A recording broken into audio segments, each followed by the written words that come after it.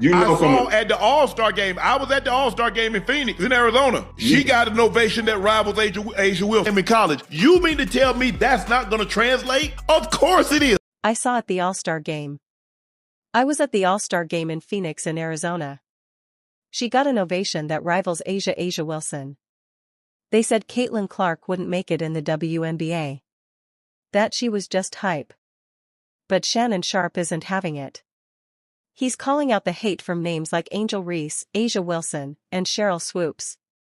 Making it clear Clark isn't hype. She's elite. In less than 25 games, Clark is already rewriting history. She now holds 625.10 assist games, more than anyone in WNBA history. That's more than Sabrina Ionescu's 5, more than Diana Taurasi's 4 legends.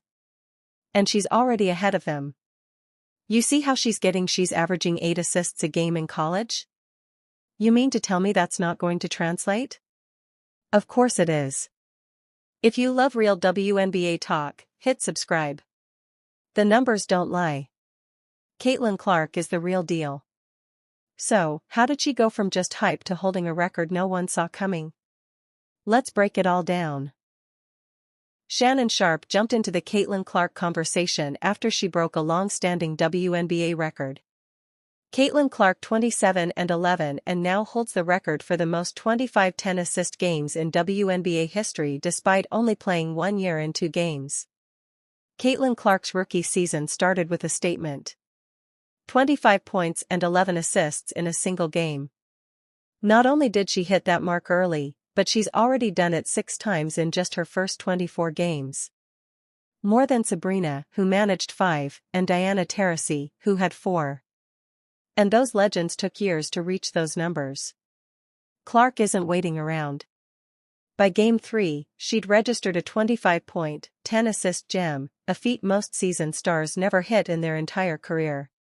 She has the most 2,510 games in WNBA history despite only playing 1 year, 2 games.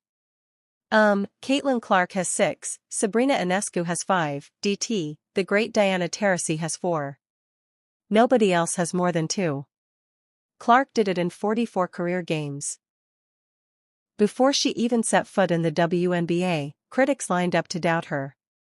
They said her college stats were padded against weaker competition, that she'd struggle with the league's speed and physicality, and that her frame wouldn't hold up. Some even lumped her in with college standouts who fizzled when the pro lights turned on. But Clark's response has been simple. Let her game do the talking. Her elite court vision and 30-foot range force defenses to commit, creating easy lay-ins for teammates and highlight real threes for herself. I think a lot of people didn't want to give her the credit that she deserved where she need to play X amount of years. When a player is great in his rookie year, he's great. Ain't nobody try to hold Magic back. Ain't nobody try to hold Bird back. They were good and people acknowledge they were good. The way she reads the floor is next level. Clark can spot a double team coming from the weak side and whip a pass through traffic before defenders even realize what happened. Her playmaking isn't just about racking up assists. It's about making everyone around her better. Teammates who were role players last season are suddenly getting open looks and finishing at the rim because Clark draws so much attention. She's averaging 8 assists per game. And it's not just empty numbers. Every pass has a purpose. Every possession has a plan. Yeah, Caitlin Clark is not human. She is by so much the best prime peak freak guard in the WNBA offensively. What really separates her though is her adaptability. Nick Van Exel, a respected voice in the game, pointed out that Clark's range isn't just a gimmick, it's a weapon. Defenders have to pick her up near half court, and that opens up the floor for everyone else.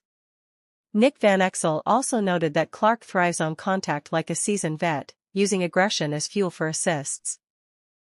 She's not afraid to take a bump, absorb a hit, and still find a way to deliver the ball or score herself. That's not something you see from most rookies, and it's a big reason why her transition has looked so smooth. So now the defense got to pick her up higher on the court.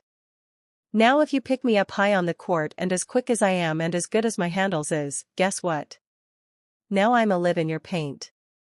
And when I'm living in your paint, I'm dropping it off. Boston, get this layup. Get this layup. Get this layup. So to me, watching Caitlin is teams are overly aggressive, right? And she's not fazed by that. The experts who doubted her style called it flashy, built for the highlight reel, not for wins at the pro level. They missed how complete her game really is. Clark isn't just a shooter or a passer. She's a true floor general. I've seen height. No, that's not media creation. That girl could, excuse me, that young lady can really listen.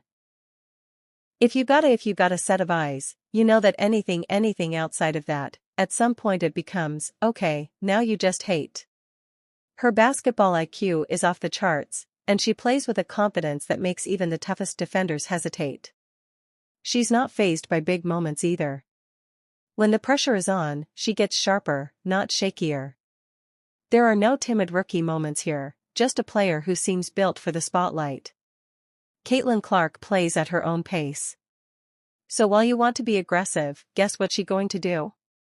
She going to use that against you. And a lot of times they use their aggression on the court. So the reason why she's able to get that many assists, they not for threes a lot of times they for bunnies. Bunny layup. Yep. Because that big is just sitting in that pocket. She getting that pass rolling. She getting easy layups. Clark's rookie campaign isn't just about living up to the hype. She's blowing right past it. Every game she chips away at the old narratives about college stars struggling to adjust. Now, instead of doubting her, analysts are scrambling to explain how they missed what was right in front of them.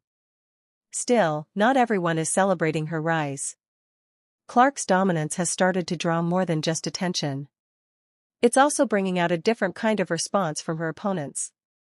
All through like her little short WNBA career, I said this about this girl, man, was the fact that everybody on the outside was just chirp chirp chirp chirp chirp. You ain't hear that girl say one word. Nope. She didn't say one word. You know what she kept doing? She kept hooping. Getting better. She got it, dog. So, why does Caitlin Clark draw so much heat from her opponents? It's not just about her stats or the highlights. There's a real edge to the way teams play her. The physicality is impossible to miss. Opposing players aren't just trying to slow her down. They're making a point. Hard fouls, body checks, and aggressive coverage have become the norm every time Clark steps on the floor. In the All-Star game, veteran guards pressed her floor just to welcome her and test her toughness. As Van Exel noted, rather than flinch, Clark absorbs elite contact, then delivers the next big play. Exactly how she's earning veteran respect. It's a lot of hate also. A lot of people hated on what I'm saying, a lot of people hated on Caitlin, what I'm saying, and it comes with the territory, right? It comes territory, and the form of respect that I thought that they showed Caitlin last year was in the All-Star game, picking her up full court, in the Eller game full court, beating her up during the season, which is normal. It's easy to see what's going on. Some players feel threatened by her rise. She's a rookie, yet her name is everywhere. Headlines, highlight reels, even national endorsements. For veterans who have spent years building their place in the league, that can sting. And there's another layer, the classic rookie test. Clark isn't just another new face. She's coming in with a spotlight brighter than most players ever see. The message is clear. If you want to be a star here, you have to prove you can take the hits and keep performing. You come in as a top player, guess what? We FA to show you. You know what I'm saying? Welcome to our league. We know you're gonna be good, but welcome to our league. Take this with you. That's normal basketball. You know what I'm saying? And she handled it. She wasn't tripping. It was just the outside tripping. Clark's response is what sets her apart. Game after game, defenders swarm her the second she crosses half court. She faces elbows, hard screens, and relentless pressure. Sometimes it looks more like a wrestling match than basketball, but she never loses her cool. Instead of getting rattled or jawing at the refs, she stays locked in and keeps running the offense. Even after a hard foul, she pops right back up and goes straight into the next possession. That kind of composure is rare, especially for a rookie under this much scrutiny. She gained so much respect for me is because she ain't never getting to the media crying about it. You know what I'm saying? She let the outside noise cry. She just bawled out, man. This isn't a one-off. It keeps happening. Yet, Clark never lashes out or complains. She just plays through it, creating for her team and putting up numbers. Despite repeated hard fouls, she stays composed, letting her game do the talking, much like Magic Johnson did as a rookie. The physicality isn't slowing her down, it's fueling her. Her focus, toughness, and poise under pressure are why even her critics are starting to respect her. All of this, the challenges, the spotlight, the way she handles it only adds to her impact. Clark isn't just adjusting to the league, she's forcing the league to adjust to her. And as she keeps rising, something even bigger is happening around her. Oh, that what of the game that they had on Saturday was the most viewed game since 2000. Normally, her games, they sell out. The Caitlin Clark effect is real and it's changing the WNBA in ways nobody saw coming.